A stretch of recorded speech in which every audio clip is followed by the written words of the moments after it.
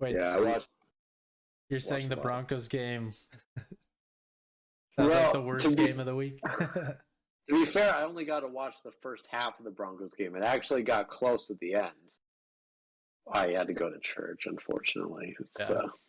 It's why they lost. But stupid of me. I'm so dumb. but no, like, oh man, the other games, like the Chiefs Bills game was insane. Monday Night Football last night was incredible. What was the Thursday? Thursday was the Seahawks. That was a good game. That was a good game.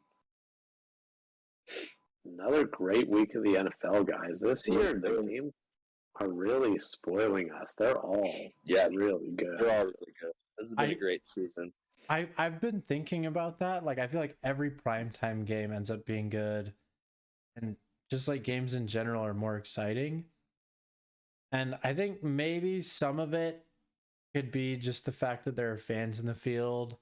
So there's that kind of like atmosphere that makes it feel more real watching it, but also probably gets players a little more psyched and enthusiastic and stuff. But why is everyone going for it on fourth down?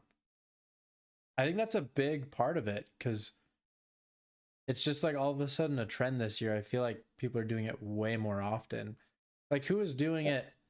It was the Chargers. They were doing it on like 4th and 7, 4th and 4, like sometimes in their own side of the field. And they're just like, it works enough for it to be worth it. Yeah. Some teams are definitely going for it a lot more than others, and the Chargers are one that definitely, it's, the teams that are confident that they can get it, and the Chargers offense is humming along. So yeah, why wouldn't you if you're them or one of these other just offensive powerhouse teams? But that's definitely part of it, man. But I don't know, that the league just seems really competitive this year too. There's lots of there's only one undefeated team. Usually at this point there's still like 6 or 7. Yeah, there's a lot of exciting, good young quarterback talent. Like, it feels like everyone, like half the league has an exciting new young quarterback that's just lighting up the league. The MVP race is like a mile long, because there's like all these guys like that are just as worthy as anybody. Yeah. So, we'll have to see. Yeah. To echo that, it's the race. There's so many people that could be in it that it feels like it's just the latest hotness. After the afternoon games, everyone's like, obviously Justin Herbert's MVP. Yeah. And then after the evening game, it was obviously it's Josh Allen. You know what I mean? And then Monday night, and then everyone's like, "Oh, Lamar, 85%, 80%, 400 yards, mother trucker." Yeah, it's crazy, man.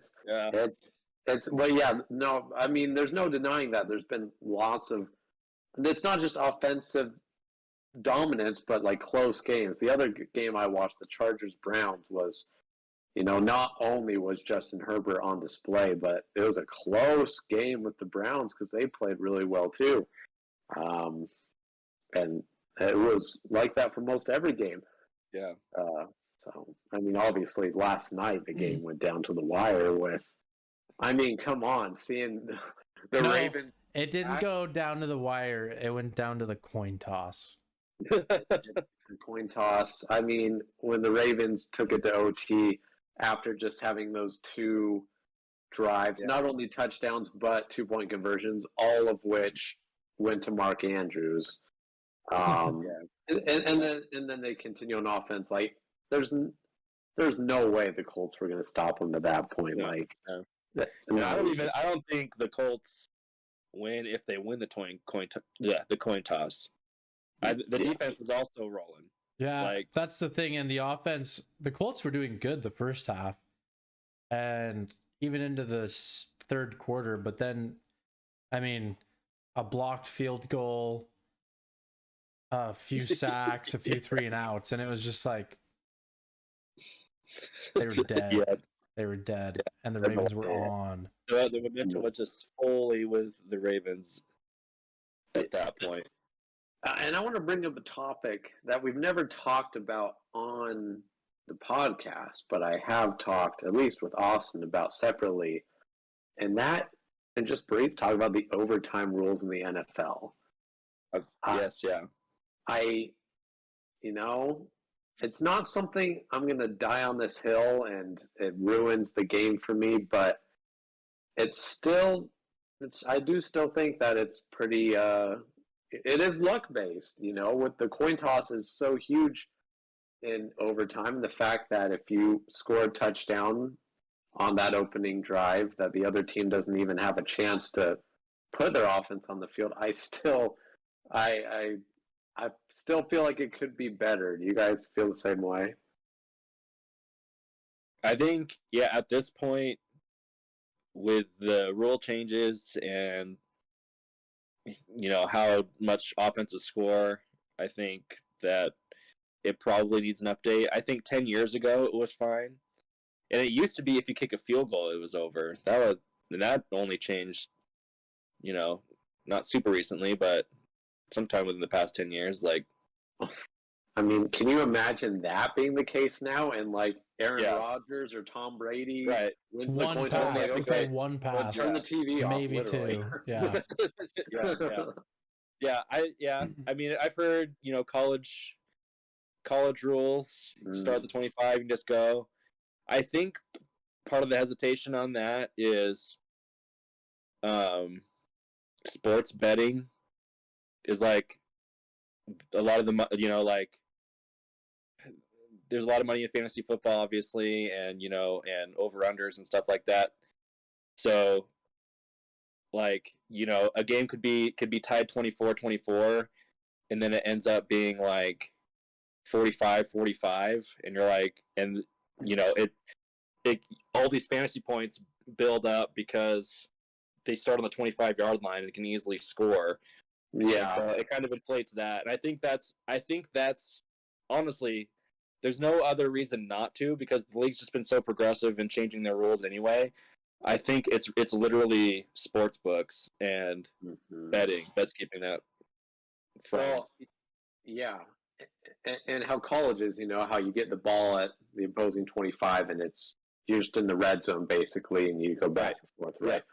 I mean, there's a couple options I could see aside from that. One, you keep it as is, except you change one thing, and that's if on the opening drive the team scores a touchdown, the other team has a chance to match the touchdown, and then you continue. And you don't start on the opposing 25 like college, you just kick it off like normal. I could see that being the case, yeah. Here's Thomas. I don't think I've ever, I mean, maybe we've had this discussion in Adam Colson's hot tub plus years ago, but I don't think I've ever discussed with you guys. But I've put thought into this before, and I think I have a good solution, or a decent one, and you guys can tell me what you think. So kind of like to go off Austin's thing, I think a big resistance is sports betting and fantasy and things like that, where so what happens when you get the ball first, you score a touchdown, they have an opportunity to match it, they do. And then you keep doing that over and over again, and it just inflates the stats. It inflates the points. It stresses out, Vegas, which personally I think shouldn't even be a factor. It should just be the sport. I know, yeah. But there's so much money in it. That's they want what money is in. So here's my proposal. Well, there's kind of two proposals. So first team gets the ball. Let's say they get a touchdown the first drive, and it takes them 3 minutes and 25 seconds. I think the opposing team should get a chance to score a touchdown, but they have to do it faster. Really? And if it's not that, because I think there could be some I'm sure there's ways the other team could, manipulate the clock or something. And if it's not that, you could do it in how many downs it takes or something like that. And you have to do it in fewer downs. That way both teams get an even, an even chance, but it comes down to who can do it better. And I think personally, I don't think it's, I'm not a referee and I don't know all the rules for football and all the ways this could be tampered with by a team or a team can be taken advantage of. But the other thing is, winning the coin toss, you really got to decide whether you want to go for it first or let them do it, and then you just have to beat it. I think there's strategy in that too. Like, our defense can, even if we let them score, fine, but if we can hold them off as long as possible, that helps us. And then we know what we're dealing with. Where the team that gets it first is just like, we just got to do it as fast as possible.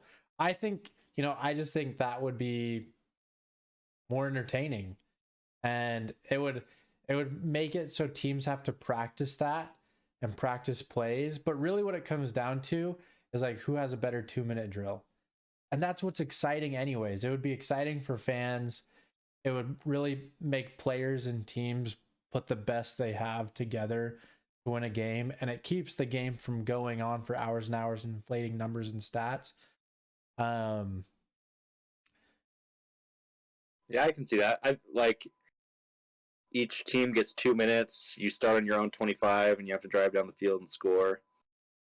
Yeah, I could see that. I think Monday's example wasn't like or this week even was the greatest example of why this needs to change. Just because I think the Ravens would have won anyway, no matter who won the toss. Mm-hmm. And then you have the Packers-Bengals game where it was no one was trying to score a touchdown. And it was just field goal miss after field goal miss. And so, each team got to touch the ball. So I don't know if this weekend was the greatest. Yeah, I see what you're saying. We need to change the rules. But, we've seen games where it is. We've seen Tom Brady in the Super Bowl where it was like, well, maybe Matt Ryan should have had a chance. Or the Chiefs Patriots a couple of years ago in the AFC Championship game was a good example too. But like Parker said, it's not a hill I'm like super willing to die on. But yeah, I think that 2-minute drill,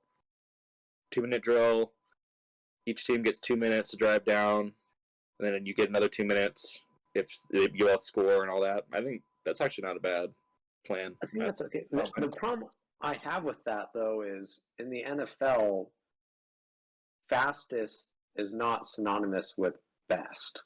Yeah. For example, the Cleveland Browns. The obvious problem with the idea is teams who favor the running game because the clock continues to run. That's if you run the ball. That's just an obvious clock discrepancy there, and it's just slower. Then do it in downs, because then it doesn't matter the time. And if you run, great. If your runner can, if your back can get 30 yards in a play, awesome. You just got a huge chunk of the field with one down. I think it could be something like that. Rather, because right now, basically what it is whoever loses the coin toss, in theory, has to do two things. They have to play defense and they have to play offense. So they have to work twice as hard to win, where the person that wins the coin toss, potentially if they're a good team and it is that situation where it's like, oh, okay, they won because, the offense is on fire right now. It's just, it's uneven to me. I wouldn't say it's not fair. It's just, I think it's pretty uneven way to judge the winner of the game. I think there's one pretty straightforward way they could do it, though. That would probably the simplest they could possibly do.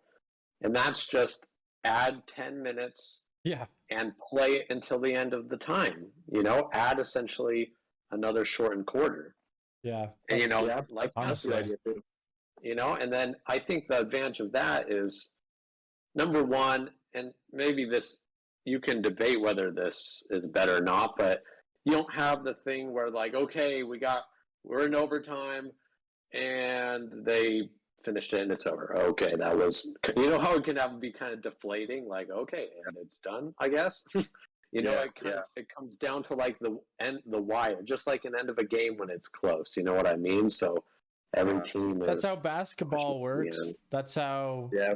I mean, that's how soccer is kind of ridiculous, but if it's tied and it's only in like championship games, or else it's just a tie.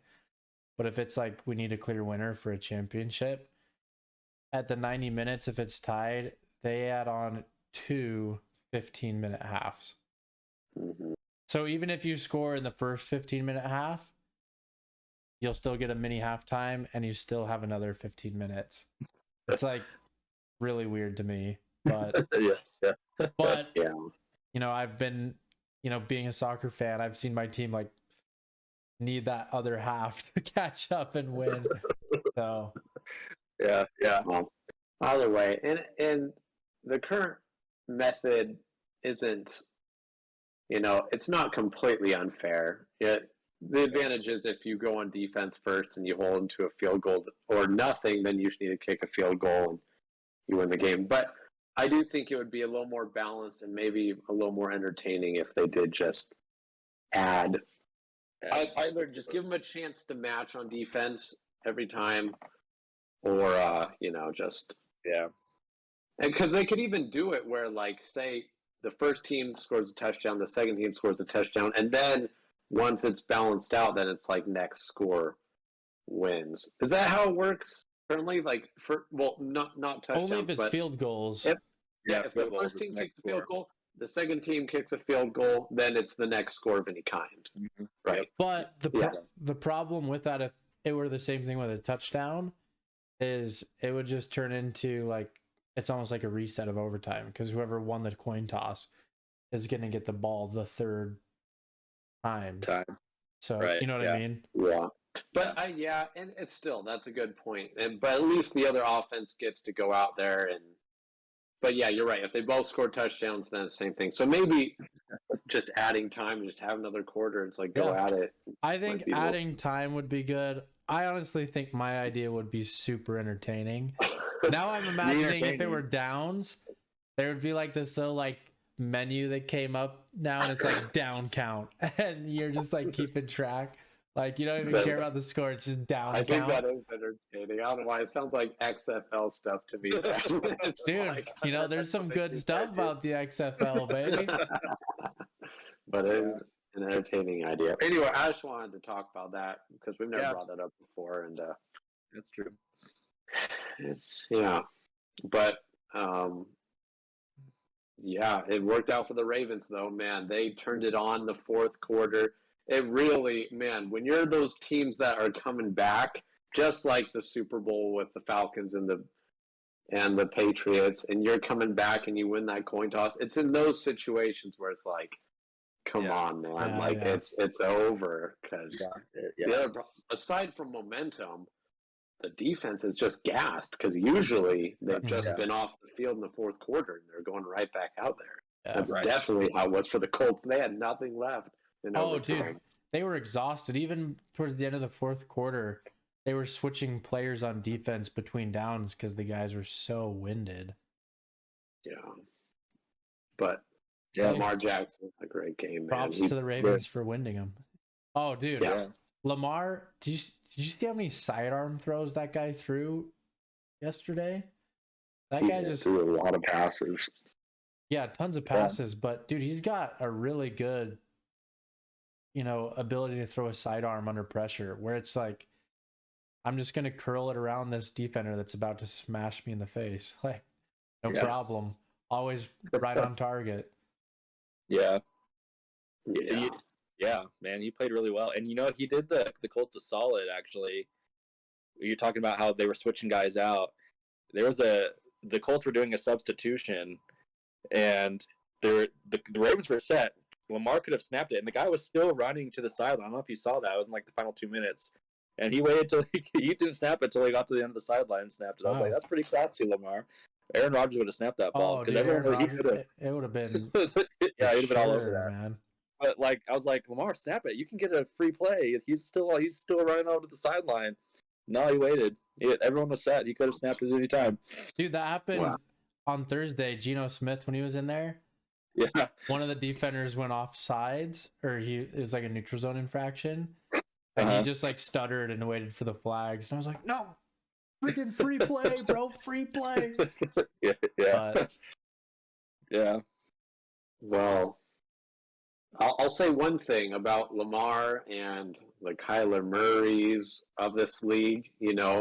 I'll say Lamar because he's been here a little longer. How everyone thought, once defenses figure them out, then they'll be stopped. Turning out that it's not so easy to stop someone that can throw extremely accurately, run at any time. The play action is extremely effective. You got to stop the run game. You got to stop everything. There's no. I think it's time people realize this isn't a gimmick. You know what I mean? I think people. The mobile quarterback is starting to become. Really, it's starting to become almost a necessity. Almost the meta. Yeah. Yeah. Go ahead, Thomas. I was just gonna say one thing too is, I'm sure you guys saw the stuff where a reporter asked, do you think teams have you figured out, or,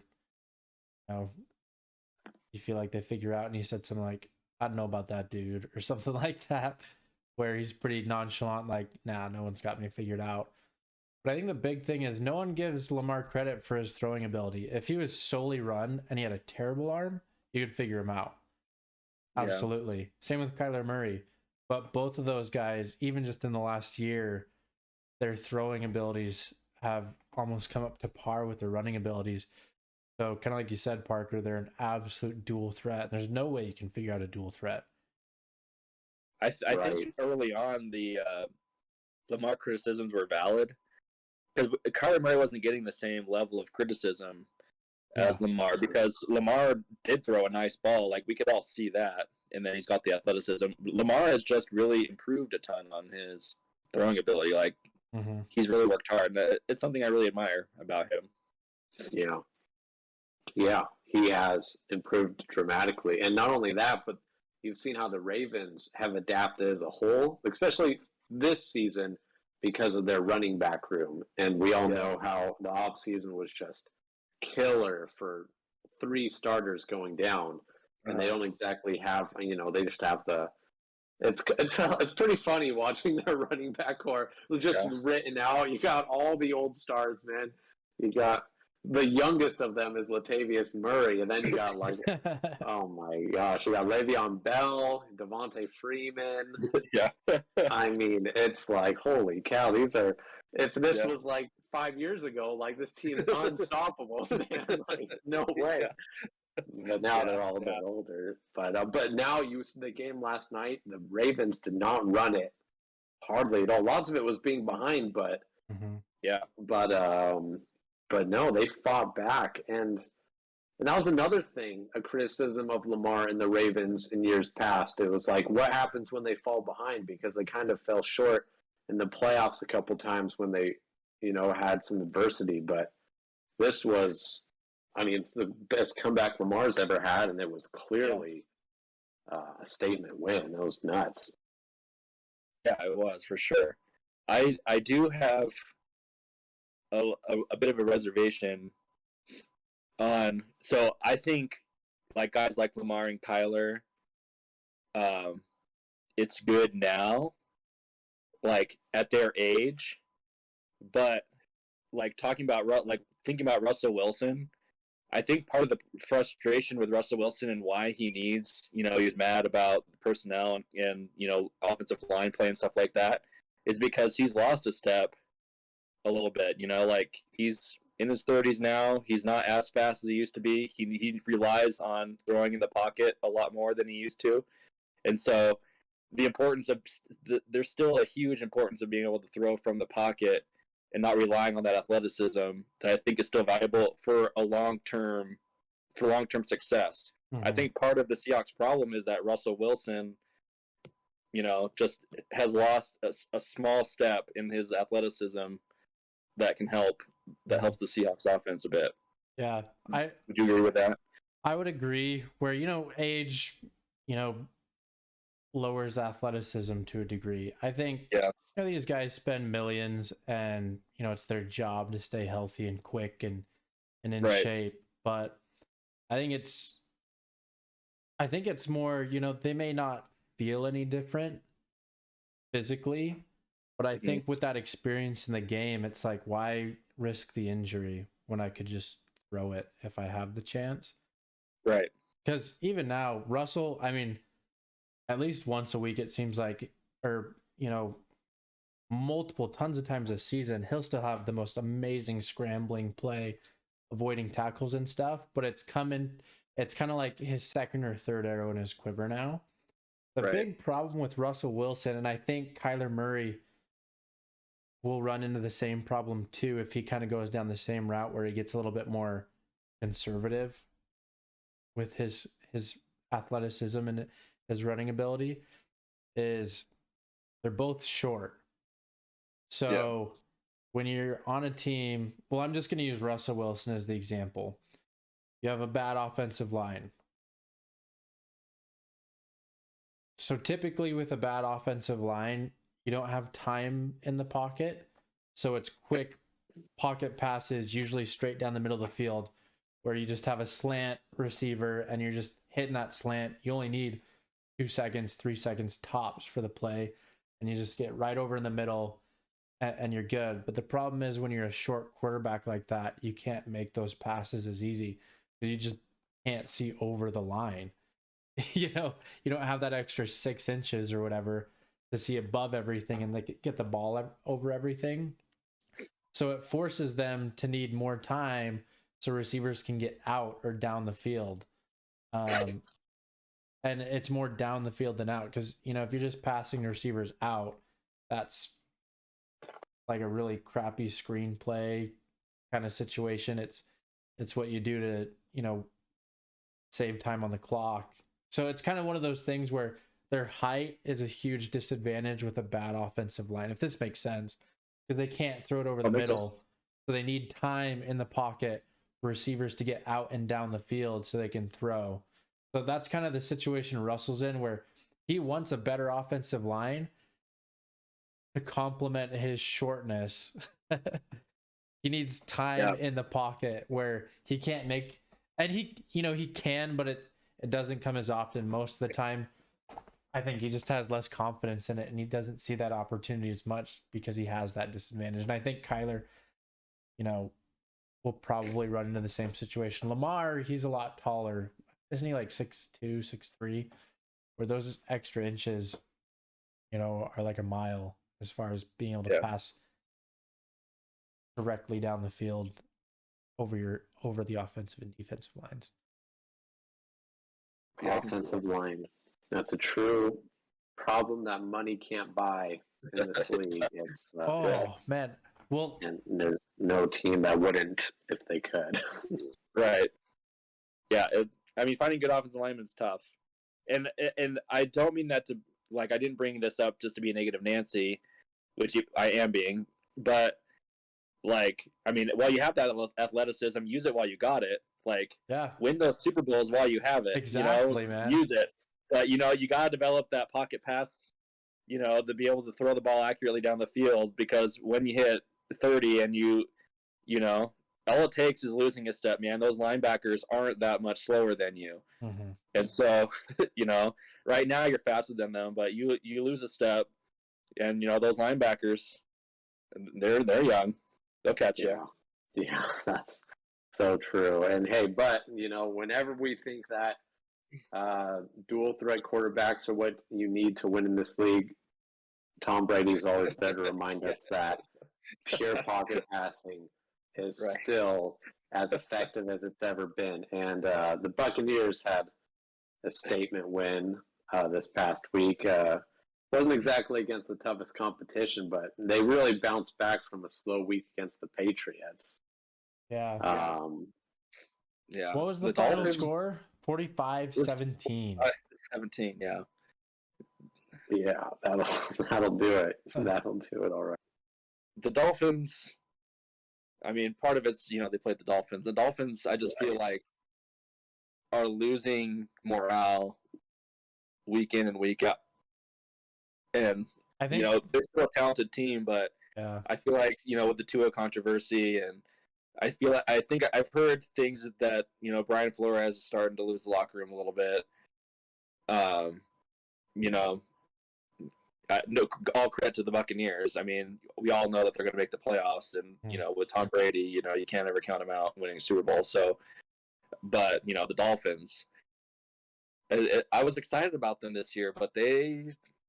Well, that's the thing. I think everyone was excited. Everyone was saying they were going to be hardcore playoff contenders until like the morning of week 1.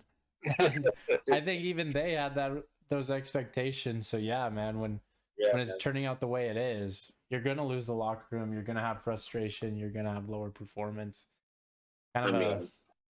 Obviously, a lot of it's just Tua's not here. That's the obvious thing. But even beyond that, to segue, kind of still saying the same thing, but there's still rumors abound that the Dolphins are very interested in trading for Deshaun, and it's still just constantly circulating. Number one, do you guys think there's credibility, or in other words, do you think before the trade deadline the Dolphins will trade for Deshaun or someone else might? And two, how can they keep a locker room when Tua's hearing all this, and right, and the Dolphins aren't coming out and saying no, they're not shooting it down. There's no reports of that at all. Yeah. So I don't know. What do you guys think? Yeah, well, there's a report that the owner explicitly said, "Let's go get him." So yeah. Yeah, man. You can't.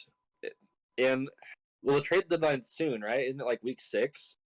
Like after week 6 or something like that? I don't know. It's pretty soon, so they'd have to do it soon. So I don't know if it'll happen this year. I think the rumors are true though, but I don't know if it'll actually. I don't think it'll actually happen before the trade deadline, in my opinion. But it could. But I don't think so. Yeah, I don't know. It's the fact that, and it's the other team that's floated out there is the Eagles. They also have had lots of rumors about that happening. But I think everyone's still wondering how that can happen with everything going on with surrounding Deshaun Watson. Yeah, I think the Dolphins could do, if they wanted to, it'd be smart for them to do that. I think the Eagles, it would be stupid if they traded for Deshaun Watson. They still don't really know what they have with Jalen Hurts. I'd give him a full year before I'd make a decision on him. It's because you'd have to sell the farm to get Deshaun. Mm-hmm. So you can't be like, well, maybe. We know that Deshaun Watson's better than Jalen Hurts. I think we can all tell that right now. But I don't know if it's worth it for the Eagles to sacrifice everything they'd have to sacrifice to get him. If that makes sense. Right. It's a big risk because he's expensive, and you're going to have to get rid of a lot of people to afford him. Right. Then there's a chance, it's a complete bust and you never play him a single time.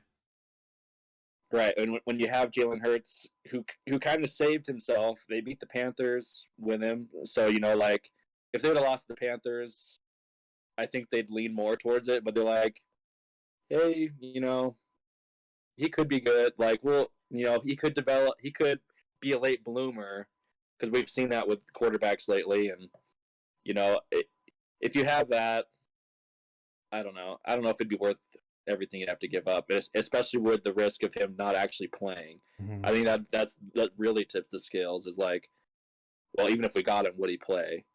Right. My opinion at this point is if anyone trades for him, they're dumb. It's a huge risk.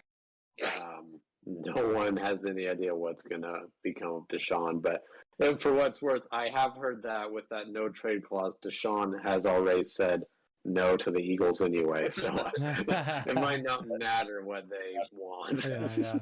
That's true. Well, What other games should we talk about, guys? Wait, I want to revert back to the Bucks game for a second. And we'll just bring up the topic of Antonio Brown, because we all know he went off in that game. And I think that game he's looked more like the old, Steelers Antonio Brown than ever before. But obviously the drama with John Gruden and stuff. Did you guys see the meme where it was like, dude, maybe Antonio was right all along? And it talks about like him saying John Gruden's crazy, and then he's like, the Steelers are a dying team, like they're not good, and the Patriots was just like a one and done, because it's just funny how he went through all that and look where he is now. He's on the reigning champs. Well, he won a Super Bowl, and now he's on the best rostered team in the league, slinging points left and right, getting dubs left and right. Who would have thought a few years ago this is where Antonio Brown would be? I mean, it's funny that we're surprised, because nothing on the field ever indicated that Antonio Brown was slowing down when he was playing football. It's not like he was shipped away because he was a star in decline. He was playing as good as ever last time he was in with a Steelers uniform. He just had off the field and other stuff that happened. So that was the only question mark. And he's showing on a team where he's the third option, maybe fourth option if Gronk is healthy. That he is still an elite talent. Right. And I don't know. We'll see what happens at the end of this season with, because the Buccaneers famously kept all 32 starters last year. But a ton of them are on 1-year contracts. Yeah, they're leaving when Brady leaves. They're like, if they win another Super Bowl, maybe they convince them all to It'll just be another like, all right, one more. But usually it's you win a Super Bowl, that's when you ink your fat contract, because they just sign a Super Bowl winner. So it'd be hard to imagine. Antonio Brown, to me, is one of those names that he could go to his next team that's like, okay, it looks like Antonio Brown's on his best behavior again, and he could be the next team's wide receiver one again. You know what I mean? Yeah. Well, and like I said after week 1, like he's a number 1, but like the fourth option. Like who are you gonna double? Like I'm impressed. The Buccaneers should be scoring 45 every game when you've got Mike Evans, Chris Godwin, Antonio Brown, and Gronk. I mean, Gronk didn't play, but when he does, when you have all 4 of those guys, how are you not scoring 45 every game? When you have 3, when you have all that, man, and Brady, okay, and Brady as quarterback, how are you not scoring 45 every game, dude? And I'd buy the meme, Thomas, if Antonio Brown didn't get in trouble when he was with the Patriots while Brady was on the team, right? Yeah. Like, the only thing that makes that whole thing fall apart is like he was on the Patriots with Tom Brady. I think that was after they won. That was after they beat the Rams. So they were on the returning Super Bowl champ Patriot team, and he screwed it up there. To be fair to that, Austin, though, he was on his best behavior when he was at the That's Patriots. True. It was before. While he was there. That's Parker true. makes a good point, dude. All I'm saying is maybe he's not quite as crazy as we thought. But really, what's depressing? He was crazy. Okay, he's crazy. What's depressing is what Austin just said, man. It's just like terrible in every way. Like, they should be scoring 45 points every game, but sometimes they only score 34 points. So, well, they only scored, what was it, 19 against New England? Dude, that's terrible. That's and atrocious. Tom Brady's and Gronk they were familiar with Gronk. I think Gronk was injured that game too, but Brady Brady has no problem playing in New England. We all seen him win there. Yeah. Dude, Tom Brady and Gronk especially, they're just like a couple buds, 2 a.m. playing video games. Like, dude, just go until we lose. Let's go until we lose. That's what those guys are. Let's talk about That's true. a team that has not been able to walk the path that the Buccaneers have. The opposite, actually. I'm talking about the Chiefs right now. Ooh. Yeah. You know, it went from, a little hiccup, but who cares? They're still going to win, to, okay, they're going to have to turn things around, to they might not be able to turn this around. This defense is really, really bad. And they just let, last week they let Jalen Hurts put 30-something on them. And this week, the Buffalo Bills, they didn't just win, they worked them. Josh Allen, they took the Chiefs to task and made them look like a lesser team, like they weren't even on the same level. Mm-hmm. Are alarms flashing? Is this like, are we ready to say, especially in the division where the Chargers are looking like the new hotness for sure? Is this a team that's very much in danger of not even making it to the postseason? Is that where we're at? Well, I wouldn't go that far. Yeah. But the defense is bad, and they're the dynasty that could have been. I think like just a couple of years ago,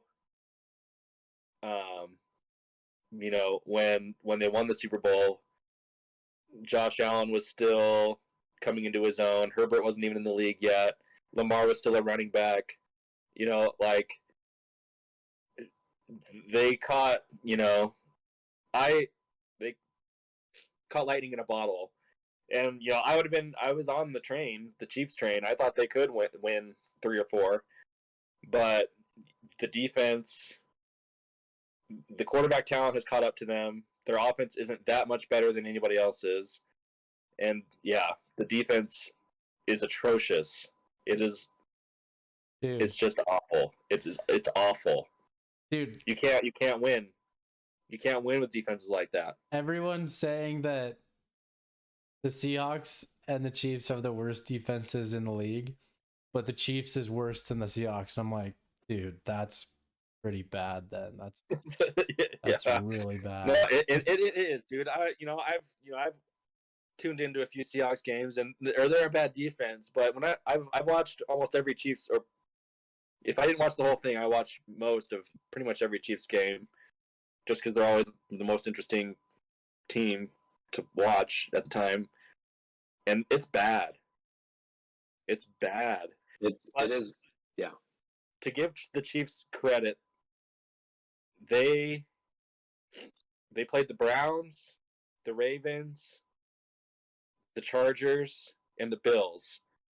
And those are all and then the Eagles. So we'll knock that off. But 4 of the 5, their first 5 games are all AFC champion caliber teams. Mm-hmm. So they've played the toughest part of their schedule at this point. And, they got beat up. So, to give them credit, they probably had the roughest stretch of any team for their first 5 games. They'll pick it up. They're going to play worse teams. It does suck they have to play, AFC West teams twice, but, they have a chance. They get to play the NFC East. I'm, as a Cowboys fan, licking my chops to play the Chiefs. I can't wait to beat them. But, everyone else they can beat. So, they can still make the postseason. It's just, when you have the worst defense in the league, you're not winning the Super Bowl. Yeah. It's just, I agree. Well, go ahead, Parker. I'm going to say, I do think there is a real chance they do miss the postseason.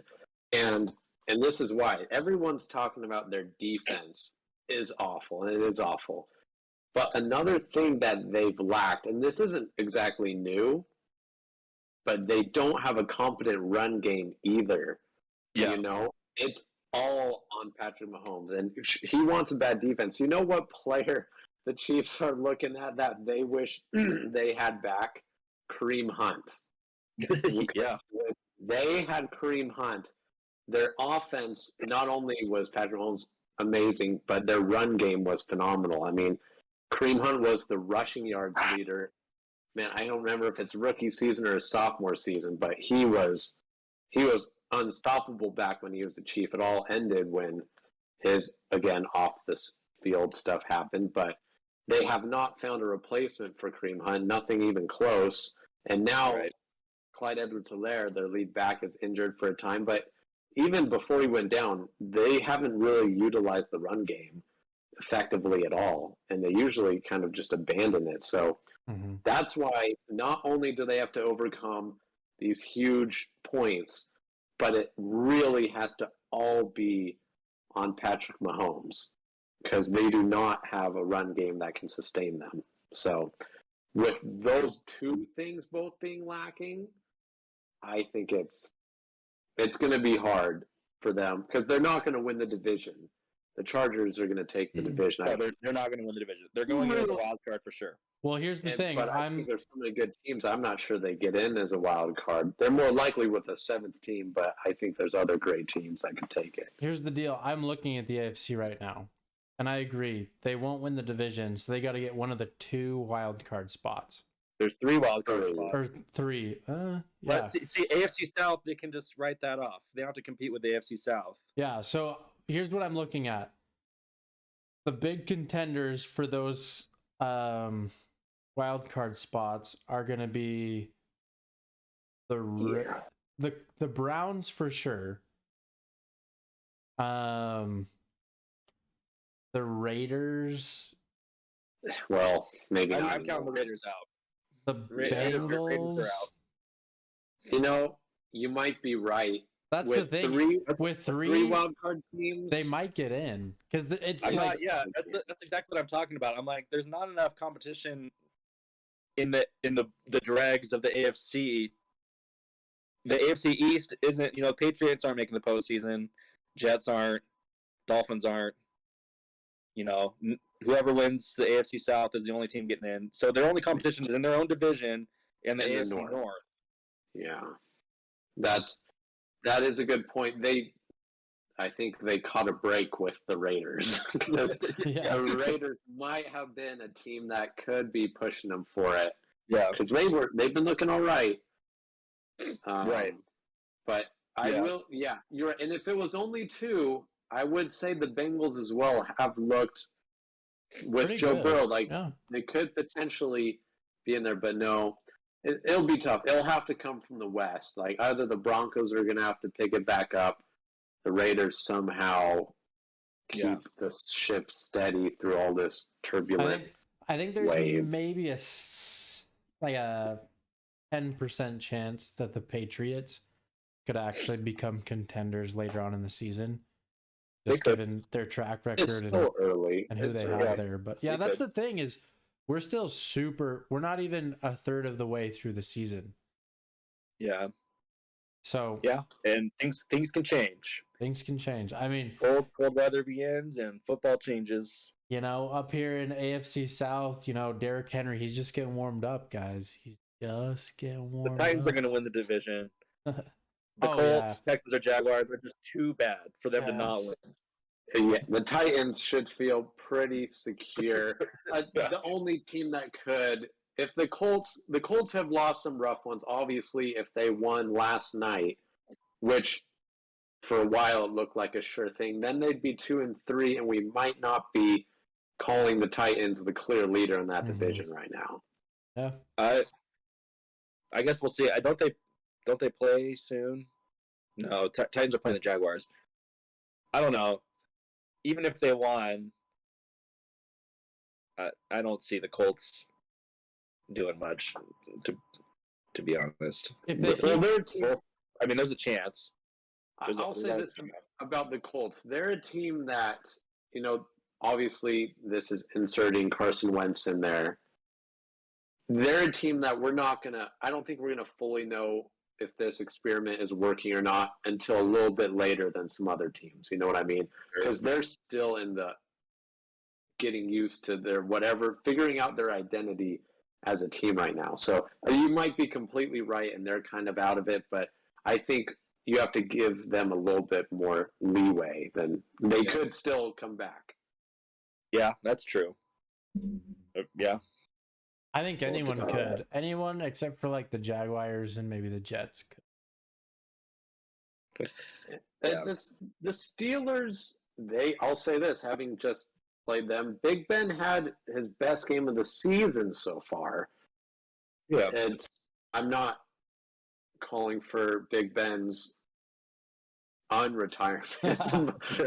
Dude, that guy's as good as retired, man. But there's a chance still to, I don't know. Yeah. There's a lot of things that could shake out. They do have teams to compete with, but I guess we'll see how bad it is when they start playing like mid-tier teams. Right now, they played 4 elite teams. That's true. If the Eagles had beaten them, then I guarantee you these alarms would be completely sounding. Mm-hmm. Yeah, they would be DEFCON 1. Yeah, and they should be. But they beat the Eagles, and they'll beat the Giants. They'll beat Washington. So that's 3 wins they've got. You know, who knows? You know, you never know with a division game. But to your point, they do slip in any of these games. If we see the Washington football team hang 30-something on them, and oh my gosh, and forbid the Giants, sans Saquon Barkley, sans Daniel Jones, if they are able to put up big points on this Chiefs defense, even if the Chiefs win, that's like losing. They're not winning the Super Bowl. I'm not saying that. I'm just no saying way. that I'm not writing them out of the playoff contention. Yeah. Right. They'll be in the playoffs. They're not. I don't know if they're not even gonna make the AFC Championship game, but they can make the playoffs. They're not that bad, but they're not gonna go far in the playoffs. I hear you. Okay, I want to play a quick game with you guys. Okay. Well, yeah. So this just made me think Big Ben retiring, and we'll talk about this. But I'm sure you guys saw the little like head nod between Aaron Rodgers and Mike Tomlin. So I want to play a game where I'm going to go through the teams and ask you if their quarterback is going to be on that team or on a different team next season. Okay. All right. Sure. So I'm just starting from top to bottom. So the first one that sticks out that there has been some rumors of kind of more in the past, but do you think Russell Wilson is a Seahawk next?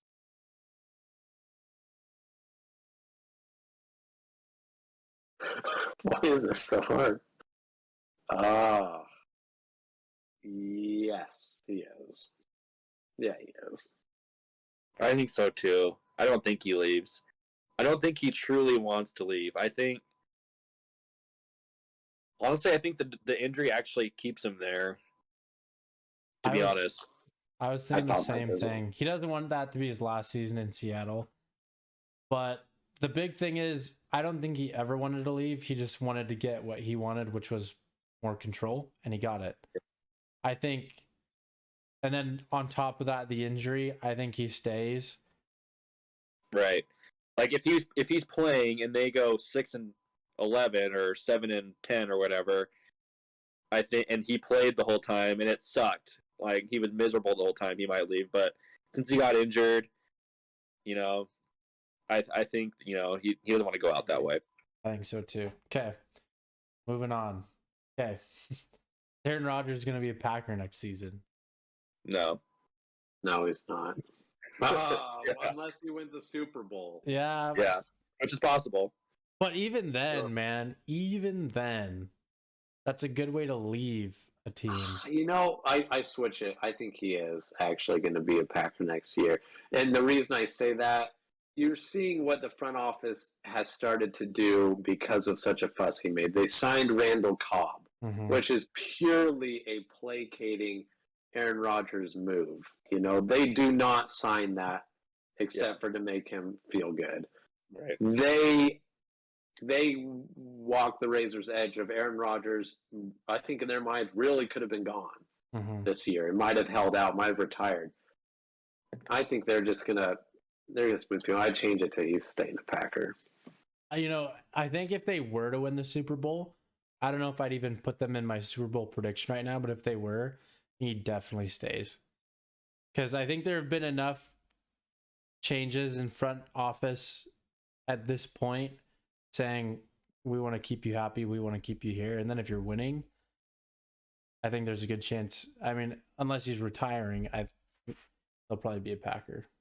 Because it's all in Aaron Rodgers' power. Because at the end of this year, he has the freedom to leave. Yeah. So they're going to have to make Green Bay the most appealing situation for that to be the case. Yeah. I think they're trying hard to do that. And if they win, that's what's going to want to be. Yeah. If they win a Super Bowl, he'd stay. Yeah. If he loses another NFC Championship game, though, he's out. then he's out. Yeah. It can go great all the way up until then, but if he loses that game. Yeah. All right, next one. Do you think Jalen Hurts is an Eagle next year? Or starting quarterback for the Eagles, I guess? I do. I think he will be. And the reason is the Eagles are 2-3. They've already won too much to not be a bottom dwelling first 3 picks team. You know what I mean? They'll probably be optimistically mid to high teens, pessimistically maybe around the 9, 10, 11 spot. So they're not getting their pick of the litter as far as the draft. And Jalen Hurts has shown enough to say he's pretty one-dimensional right now. He's pretty much a running quarterback who shows flashes of throwing, but he could develop the same way others, like we talked Lamar Jackson, did. So if I'm the Eagles, I'm getting some stability. I would give him at least another year to see if he can develop. I think give him a year. You've got other things you need to fix on that team before Jalen Hurts at this point. I'd agree. If he's not the guy, just set it up for the next guy. Yeah. And like Lamar is going to save his job too. It's like, hey, we can wait and develop. There's a lot of like flying philosophies right now on quarterback grooming. Yeah. But I'd agree. I think the only thing that would make me think that they might get rid of him is having that new head coach, and he's not like his guy. Yeah. That he has. But I don't think that's enough for me to be convinced that he's not the starting quarterback next year. Yeah. Okay. Yeah. All right. Next one is Daniel Jones going to be the starting quarterback for the Giants. I think he will be. I'm going to say no. I don't think he is. Why do you think he will be, Austin?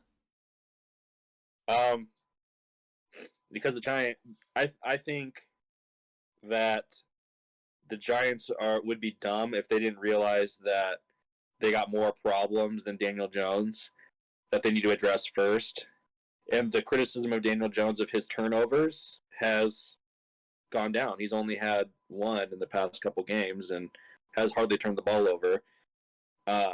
Is he a winner? No. But I don't think there's a guy in the draft that's going to be good enough, that's exciting enough for them to take. And we're seeing that the Giants have way more, like Daniel Jones is not the problem. He's just a microcosm, a small part of the bigger problem. But I think they keep him for another year. All right. I think it's an improvement to stay. I think the New York Giants, although it hasn't come to fruition yet, they are the soon-to-be Texans of the NFC, where I think they are an inch away from everyone in that building being completely over it and completely pissed with everything that's gone on. I honestly think the only reason their stars aren't trying to get out of there yet is because of injury is kind of covering it up. They could blame Saquon's been out with injury for a while, which, to that same light, I bet Saquon's over this, and he's looking to get straight to another team sooner rather than later, if it were not for all these injuries he's gone through. Daniel Jones. Oh, go ahead, Austin. It already happened for the Giants when OBJ left. Yep. When you got Ben McAdoo and Eli was like basically forced to retire because they benched him. Everything fell apart, and Ben McAdoo was fired after one season. They're like, "Get out of here, dope." And so it's pretty much already happened. Everyone was fed up. A lot of their stars left. JPP left. Everyone was gone. And so here's what didn't happen. They didn't use that to get better. They made That's true. all wrong decisions. As great a talent as Saquon Barkley is, it's becoming hard to argue that there's pretty much no running back worth the draft pedigree you pay around that spot. They almost never can have the impact on your team. Unless, I would say the only way is if you're a Super Bowl team that's a running back away, which is never where you're going to be when you draft someone like that. Mm-hmm. And then Daniel Jones, the pick that was heard around the world, just everyone made their determination about him the moment it left Roger Goodell's lips.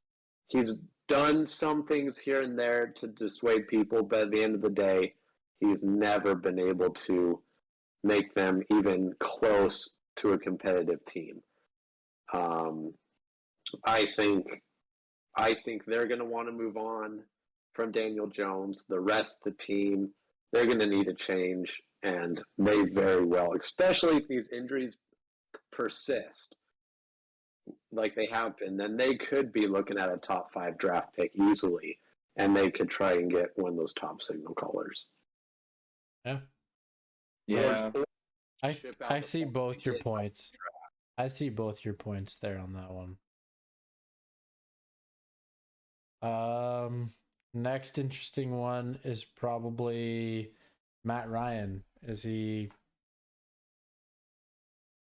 may be an easy one, but is he? I think he should just retire. I don't know if he goes anywhere else. Like, I like Matt Ryan a lot, but I think I can't think of a place where I think he'd thrive. I just think he's done. Yeah, I bet you he gets on some team and it's a quarterback competition sort of thing, bringing a veteran to challenge. It could even be the Giants, that's bringing someone like Matt Ryan and see who wins out between, that sort of level quarterback. Yeah. But no, the Falcons, they're trying to change. They just shipped their coach. Quarterback's next on the chopping block, especially Matt Ryan, who's years removed from that Super Bowl run. I think he's gone too. Yeah, I agree. All right, moving into the AFC. First interesting one could be Carson Wentz, Colts.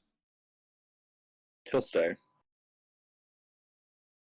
See, this one, like I was saying with how we got to give him latitude, I have no idea because if Carson Wentz looks like last year's Eagles Carson Wentz, which he's already looked better than he did last year because he looked like complete garbage last year. Mm-hmm.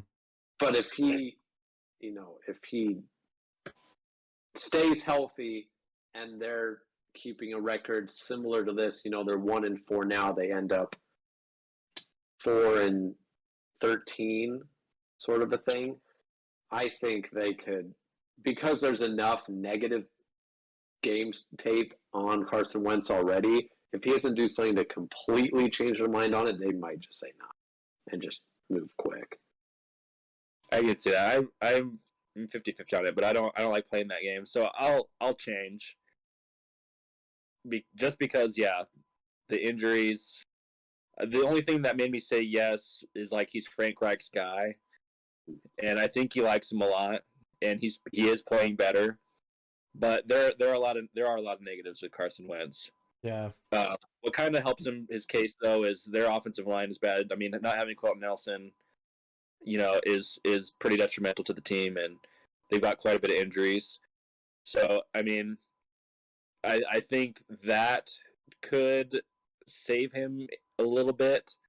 But yeah, if he's with him playing and they hardly win any games, and if he gets injured and all this other garbage, then I can see them getting rid of it too. But the right guy would have to come along, right? Mm-hmm. Yeah. I guess I didn't even technically give my answer because I was kind of like, if he does good, he stays. Yeah. But rather than be a difference of good and bad, it's not any quarterback who gets like 12 wins stays, obviously. But I really think with Carson Wentz, it's literally the difference of like, if he goes 8-9, he stays. If he goes 4-13, he's gone. You know what I mean? Yeah. I think I'm on board with that. I think it could be pretty simple because the thing with Carson Wentz this year is the reason he's, apart from himself, the reason he sucked last year was his offensive line was just so terrible. I mean, his time in the pocket was almost non-existent. And that's kind of the main issue with the Colts this year as well, but he's playing better. So I think they could almost just look at the season, break it down game by game and play by play, and look at the situations where it was the offensive line's fault and the plays where it's his fault. And they can kind of decide, like, is he actually good or is he not, kind of thing. Okay, moving on. I don't know if this one is worth talking about. Do you think like Zach Wilson will? Yeah, he will be. Yeah. Too soon to tell. Yeah. All right. Next ones are, I think the last. Wait. Oh, go. I would say too soon to tell, but because usually you give your guys some latitude. But if we turn back the clocks a little bit, we saw what the Cardinals did when they had Josh Rosen. They didn't hesitate to say no, and they went straight for Kyler. So, but there's not a Kyler in the draft. Yeah, that's the thing. The draft is terrible. Like if this was last year's draft and Trevor Lawrence is coming out, yes, but this year's draft, the quarterback talent, it's a lower quarterback. Mm-hmm. People aren't as excited about these guys coming in. There's not a generational talent coming in. Yeah, and there's no Oklahoma guy. So the only thing is if he does kind of turn out to be, a Josh Rosen situation where it's like, dude, he's bad, we got to get off him. They do have a lot of high round picks, that they could trade. I mean, they got 3 from Seattle, or two first rounders from Seattle that they're still pretty much holding on to. So, they do have some value in trades that they could work something if Zach turns out to be a flop. Okay, the only other major one. Well, let's do 2 more. I want to talk about your Broncos, Parker. Do you think Teddy is QB number 1 for the Broncos next year? Yes, I do. But that doesn't mean he should be. And it doesn't mean he shouldn't be either. Because he could turn things around. But if I had to look into my mystic crystal ball, I think the Broncos are going to be probably an 8, maybe a 9-win team. Probably just narrowly miss the playoffs and be in that space where you're not in a position to replace your quarterback.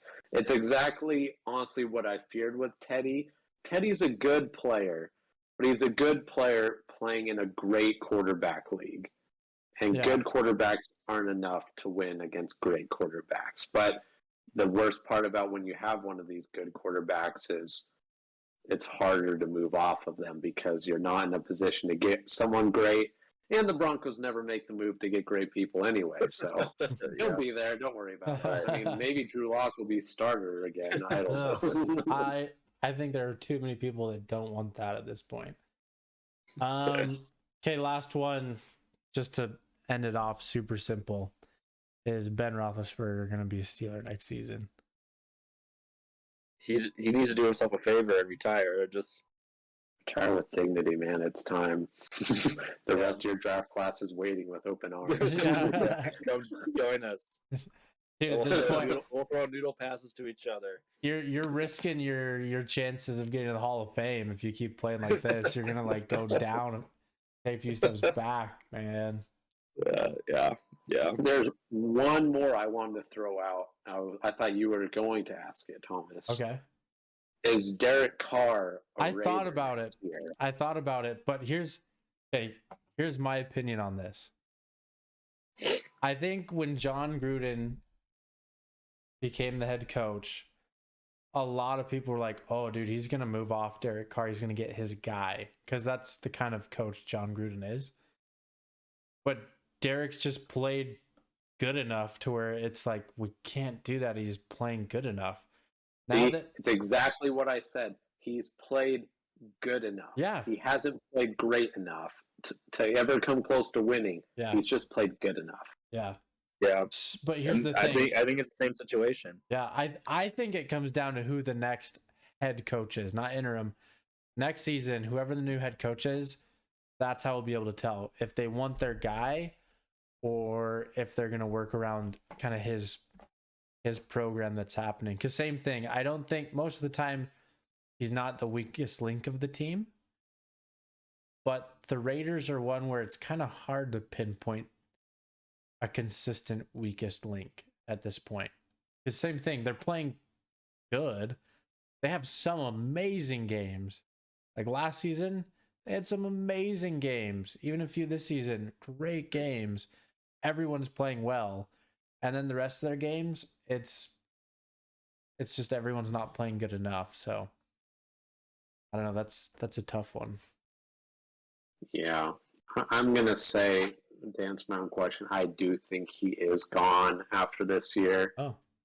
With what has now transpired, I think the Raiders are going to use this opportunity to rebrand themselves, kind of give themselves the Las Vegas rebrand they never had, because they just became the Oakland Raiders. John Gruden was already coach before that. Derek Carr has been quarterback for a while. I think they are going to do what the Broncos won't do, and that is look at Justin Herbert, look at Patrick Mahomes and say, Derek Carr is good, but we need AFC West level quarterback. And with everything else, I think they're just going to try and shake the past in whatever way. I think Derek Carr has a real good chance to start somewhere else because I do think he is good. He's good, though. He's not great. And I think they're against someone else. Don't you feel like, I've always felt like, dude, the Raiders quarterback needs to be like the trashiest, biggest, like he's got to be a freaking like Gardner outlaw. Minshew. Yeah, like they need a Gardner, even like a Baker. I think Baker Mayfield would fit there really well, like personality wise. That's one thing. I mean, oh, go ahead, Austin. Yeah, it depends on who's available too. If they move off him, right? If they have a chance of getting Aaron Rodgers, then yeah, go for it. I don't know if Aaron Rodgers would want to go there. Deshaun Watson, they might not want to touch because they just got rid of John Gruden. So Baker might become available. That there's a chance, if they don't want to pick up his option and they're like, we're going to move off you. I don't think that's going to happen, but it would really depend on like who they could get instead, because like you said, I can't remember who you were talking about, but the Raiders aren't going to be bad enough. It depends on how bad they turn out now that Gruden's gone, but I mean they could still go 8-9, 7-10 or whatever, and not get that great of a draft pick. And it's like, so now you have to like figure out who's a free agent that's going to be better than Derek Carr. Yep. Yeah. Well, I think the difference between what the Raiders will do that the Broncos won't do is I think they are a team where they might trade up. They might trade away several picks if they have a guy this draft. Like you said, the draft class plays a huge role that we've only touched on, so that's a huge factor. But if a guy does emerge in this college football season and becomes the clear-cut, guy, kind of like Joe Burrow did. No one saw him coming before that season, but if something like that happens, I think the Raiders are a potential team to try and go get who they want. Yep. Yeah. That's a good game. I love that game. Yeah, that's a good game. That was a good game. All right. Well, that's probably a good place to end it, unless anyone's got any other good games. Maybe we'll just save them for next week. Yeah, man. everybody listening, thanks for being here. Thanks for making it to the end. We appreciate you guys. If you haven't yet, subscribe, hit the bell for notifications, like the video, boost us in that algorithm. Come back next week for more. Have a good week.